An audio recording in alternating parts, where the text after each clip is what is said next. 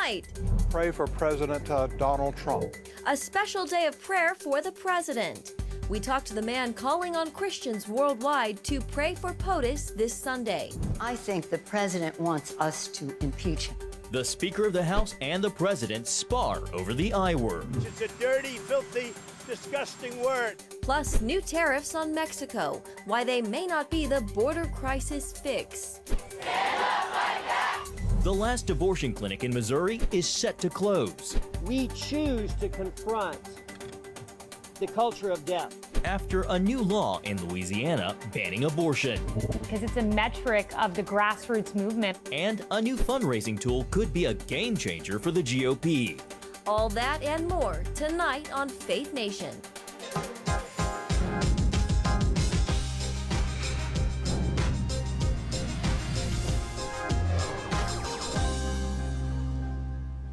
Christians around the nation and the world called to pray for the president. Welcome to Faith Nation. I'm John Jessup. And I'm Jenna Browder. Well, as we head into the weekend, a well-known evangelist is urging prayer for President Trump. More than 250 Christian leaders have pledged to join Reverend Franklin Graham in praying for the president. You may recall earlier this month, President Trump engaged faith leaders at the White House on the National Day of Prayer. As we unite on this day of prayer, we renew our resolve to protect communities of faith and to ensure that all people and all of our people can live and pray and worship in peace. Well, joining us now is the Reverend Franklin Graham, who leads the Billy Graham Evangelistic Association and Samaritan's Purse. Reverend Graham, thanks for being with us all the way from Boone, North Carolina. Thank you. It's a privilege to be with you. Well, have you heard from the White House or President Trump himself? Are they aware of what's happening this Sunday? Yes, they are aware and appreciative of the prayers. Every time I've been with the president, he's always been appreciative of anybody that prays for him. Reverend Graham, can you tell us what this day of prayer will look like, and can folks join you online? Yes, they can. I'm going to be doing a Facebook Live prayer early in the morning. But this is not trying to have everybody at one time. It's just that for churches, for pastors to lead their congregations in a prayer. And this is not a political endorsement. It's just simply praying for the president. The Bible instructs us to pray for those that are in authority. And I think if people would just pray for our president, pray for this nation, that God will hear those prayers and answer those prayers. We need to pray for not just the president, but for his family, for Melania and for Barron. How difficult all of this has been. 2 years of investigation. And night after night, accusations after accusation after accusation. And now for the report to come out that there was no collusion, and now they're talking about impeachment. All this just rips our country apart and rips our presidency apart. The president is the president. He won the election. And it's been very difficult for his enemies to accept that. But my prayer is that people tomorrow, or on Sunday, will pray that on June the 2nd, just pray for the president, that God will give him strength, give him wisdom as he leads our nation. In a statement, Reverend, you say that God can soften hearts and change minds. Whose hearts and minds are you asking God to touch here? Well, it's our whole nation. Our nation has a huge problem. And the fighting in Washington is just incredible. That it didn't used to be that way. And it's not just the fighting, but it's become hatred. And my prayer is that God can soften the hearts of all the politicians so that he can bring them together, that they'll work together for the better of all Americans. But the focus tomorrow, or excuse me, on Sunday is just to pray for the president, that God would strengthen him, that he would sense the prayers of millions of people behind him, and that he would be faithful to carry out the duties that he was elected to do, and that he will seek God's face for every decision that he makes. Reverend Graham, I think it's important to note, in 2012, you issued a call for pastors to pray for then-President Obama daily, saying prayer must never be partisan. Yet you've also been a vigorous and faithful defender of President Trump more than any other president. How do you avoid the perception that's out there? Some have already said that this is weaponizing prayer and political evangelism. How do you avoid the perception that you're not advocating for Mr. Trump? Well, first of all, prayer is a weapon. We could go straight to the throne of grace. We can go directly into God's presence and God hears prayer and answers prayer. But I prayed for President Obama on all 50 state capitol steps. We went across the country. We prayed for our leaders, and he was the president of our nation at that time, and I prayed for him. And for us to pray for the president this one day, I know people are going to criticize you. You can't do anything without somebody being critical. And I just, I don't pay any attention to these critics. I'm just going to do what I feel God's calling me to do, and that's to pray for our president. He wants us to pray for him, and that's what I'm going to do. And I hope millions of others across this country and around the world will join me, because if the president makes a good decision, it's good for all of us. If he makes a bad decision, it's going to affect all of us. So by prayer, God hears prayer, he answers prayer, and God appreciates prayer. He likes it when his children talk to him. Reverend, just a few seconds left here, but what's been the response so far? And can you measure how this special day of prayer, can you measure how effective it'll be? I have no clue, Jen, I really don't. All I know is God calls us to pray, and I felt in my heart, I was in Manchester, New Hampshire, speaking, preaching, and just God laid it on my heart that we ought to do this Sunday. So I'm just trying to respond to a call that I believe God has given me on this. I want to be obedient to him. We know God will hear the prayer of one righteous person, and if 2 join me, or 3, or 4, or 100, or whatever, I believe God will hear those prayers. Now, Reverend Franklin Graham, thank you so much for being with us, and we know many, many people will be with you this weekend to pray. Thank you, Jenna. God bless. Well, the word impeachment is being thrown around like a hot potato, especially here in Washington. But the latest shot came outside of the Beltway when House Speaker Nancy Pelosi unloaded a theoretic bombshell during an appearance on a late-night talk show. And CBN News national security correspondent Eric Phillips joins us with what Pelosi had to say and the White House's response. Eric? Well, Jenna and John, while in our home state of California, Pelosi paid a visit to Jimmy Kimmel Live. And one of the last things she said about the president and impeachment probably caught some off guard.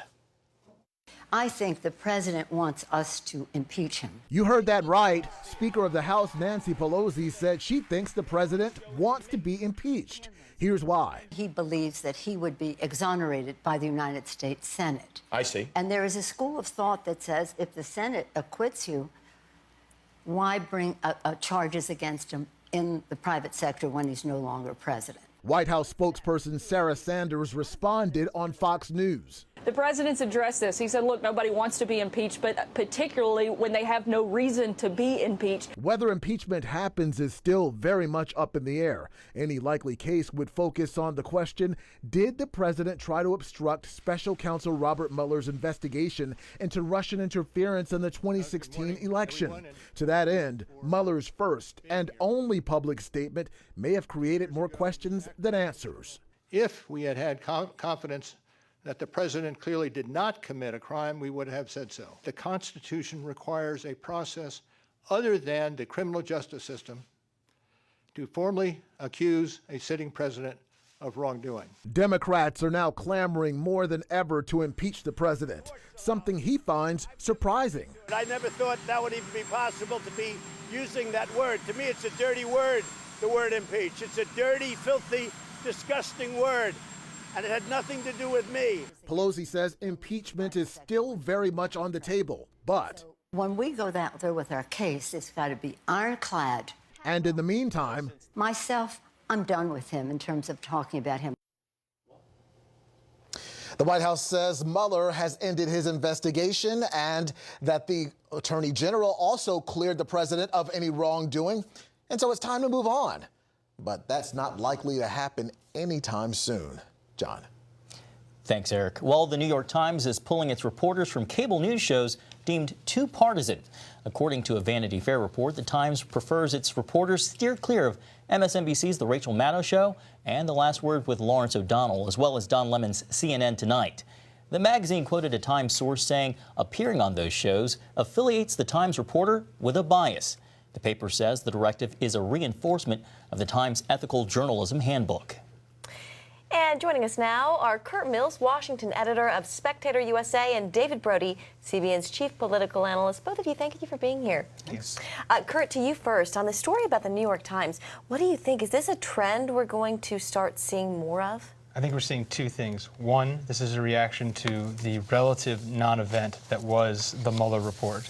And secondly, I think you're seeing legacy top-level establishment media recoil at the increasing intermeshing between high-level politics, i.e. the Democratic Party and MSNBC, and perhaps Fox and the White House. David, you've hit on this in the past. Yeah, the age of the correspondent is what I called it. You know, what is a correspondent? What is a pundit? And, you know, Jim Acosta, you know, and I've been pretty vocal about that, has kind of combined it all into one, morphed it all into one. And so, you know, you're a correspondent by day, and then you go on CNN and MSNBC and Fox News primetime, and all of a sudden you're a pundit.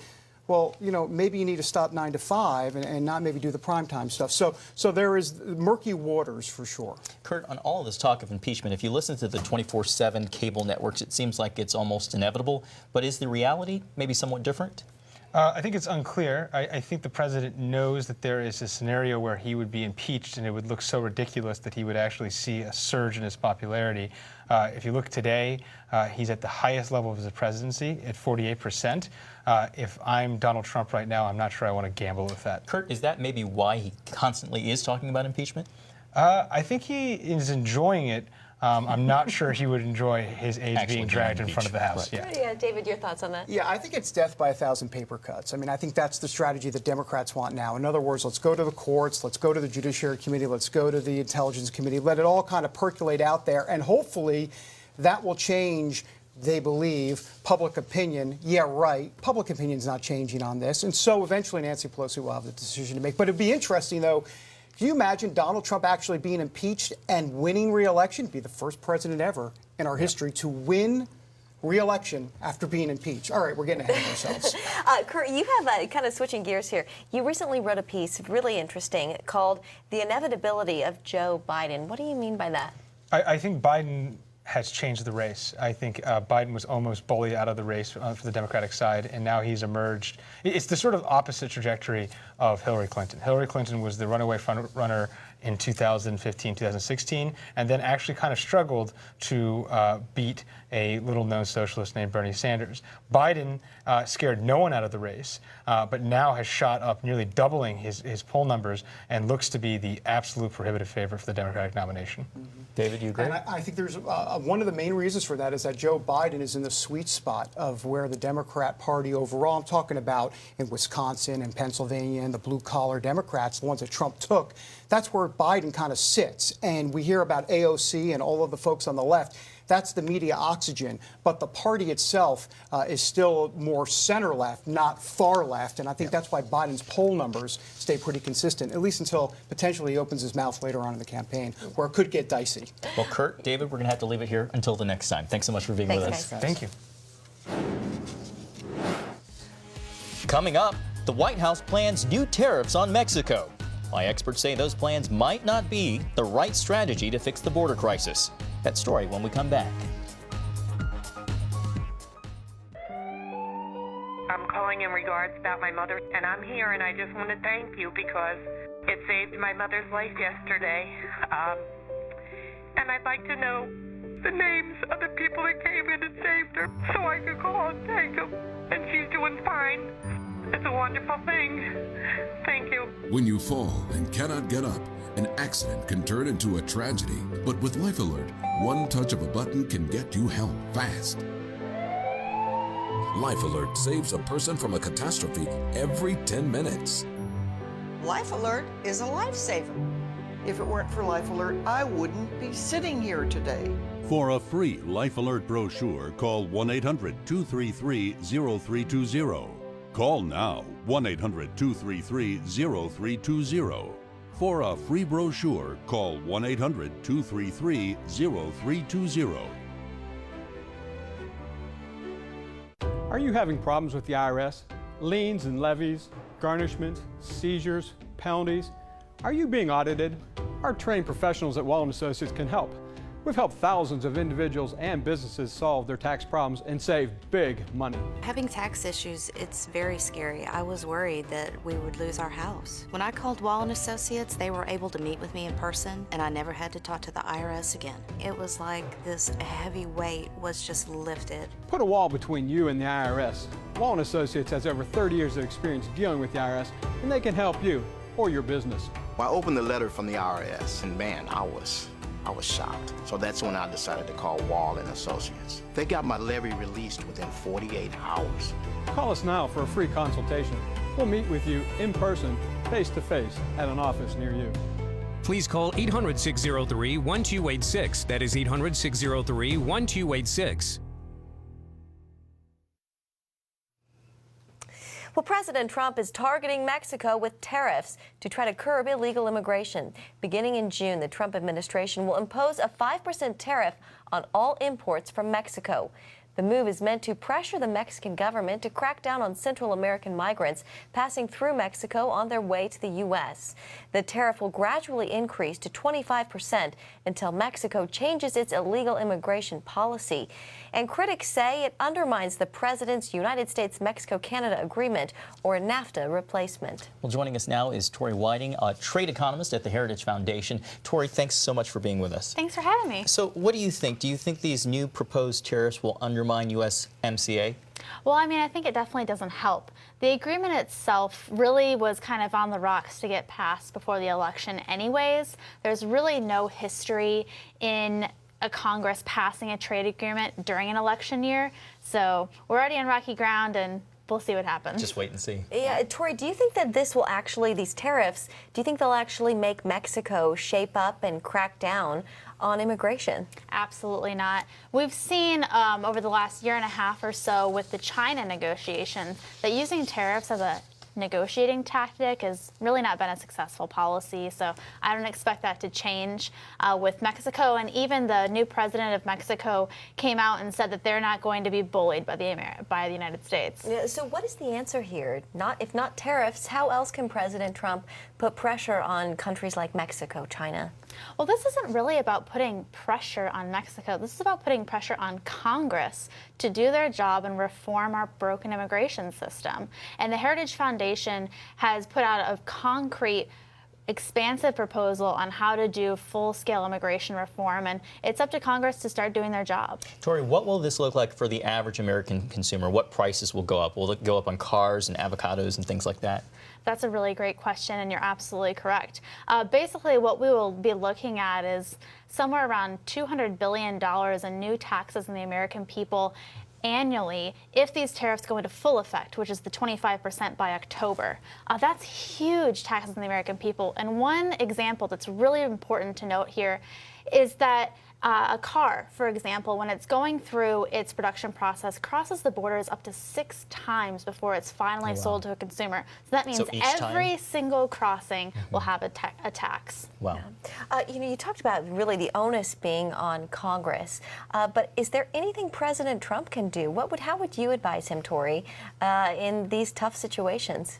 Well, he's definitely stuck between a rock and a hard place right now. And I think what we need to be focusing on is not only this pressuring of Congress to do their job, but also working with our allies, working with countries like Mexico to start stemming this flow of migrants from Central America and to work with us more. But the way to do that is not by taxing the American people. The way to do that is by having functional conversations with the Mexican government and being clear with them about what we're looking for and how they can help us out. All right, Tori Whiting with the Heritage Foundation, thank you so much. Thank you. Well, pro-life legislation is sweeping the country. Next, how the words we use to talk about it matter.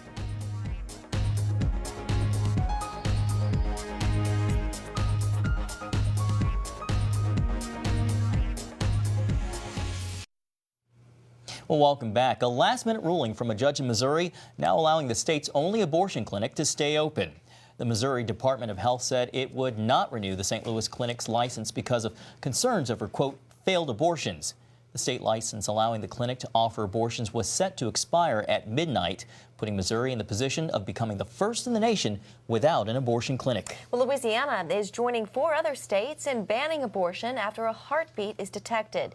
Breaking with his party over the issue, the state's Democratic governor, John Bel Edwards, signed the heartbeat legislation into law Thursday. The bill was brought forward by a state Democrat. We choose to confront the culture of death. And opponents call Louisiana a hostile place for women who choose abortion. Well, pro-life advocates have often complained the mainstream media isn't on their side. Still, those news outlets insist they're neutral. As Paul Strand reports, their latest style guides and coverage raise questions about their neutrality. Pro-life types bemoan the killing of more than 60 million unborn babies since the Supreme Court legalized nationwide abortion. But media types like NPR are telling their reporters that babies are not babies until they're born. They're fetuses. Appearing on CBN News' Faith Nation, Daily Signal commentator Jarrett Stepman quoted a recent New York Times opinion headline. Abortion saves lives and pregnancy kills, which of course sounds, I think, to many to be very much Orwellian. But I think for many in the New York Times audience, that makes sense, especially how this issue is covered by the mainstream media, by the press in this country. He and many in the pro-life movement find evidence the press favors one side. Certainly the terminology is an important factor in this. NPR, National Public Radio, which of course gets public funding, recently had a set of guidelines that said to reporters, don't use terms like pro-life, don't use terms like partial birth or fetal heartbeat or things like this. NPR said in a statement to CBN News, "We acknowledge that discussing divisive topics with both sensitivity and accuracy can be challenging. We're constantly evaluating best practices, and the language may evolve." In a debate where the terms pro-life and pro-choice have become taboo, NPR okays using anti-abortion rights, but not pro-abortion rights. Christian radio host Eric Metaxas says the sensitive subject should be addressed in real terms. The people of America need to think about what happens during an abortion. We need to discuss it. It is gruesome. We need to face the gruesomeness of it. But there's also what gets covered and what doesn't, like the annual National March for Life, which over the decades has become history's biggest ongoing demonstration. It's attracted millions of people who have come out in support of this movement, and it gets almost no coverage at all from the press. This is a fairly large movement where we see so many smaller movements get enormous coverage from the press. You certainly don't see the mainstream national media dealing with the recent physical or verbal assaults pro-life activists have faced outside abortion clinics or on college campuses. Whether that is a conscious or unconscious bias, I think that bias is certainly there. Paul Strand, CBN News, Washington. When we come back, how a new way to donate could help even the playing field for Republicans.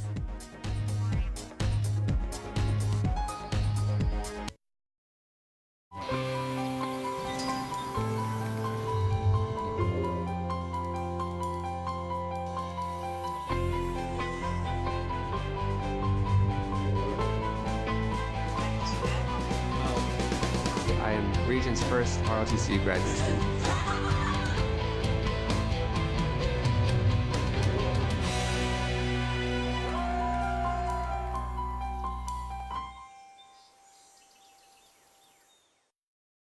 Well, a new platform that launches tomorrow aims to make it easier for conservatives to contribute to Republican candidates across the country. Senior Washington correspondent Jennifer Wishon has the story.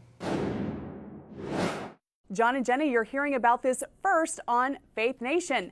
OneForAll.us is a new platform that allows users to contribute any amount of money to Republican candidates in just a few clicks. It's designed to counter Act Blue, which is an online platform that's helped Democratic candidates pull in more than, get this, $3.3 billion, mostly $40 at a time. You know, candidates like to boast about the number of small donations they receive, and here's why. It's a metric of the grassroots movement behind a campaign.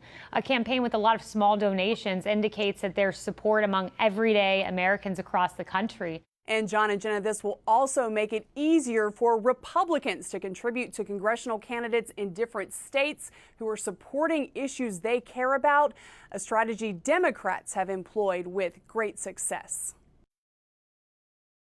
All right, thank you, Jennifer. Well, that does it for Faith Nation this evening. Have a great weekend.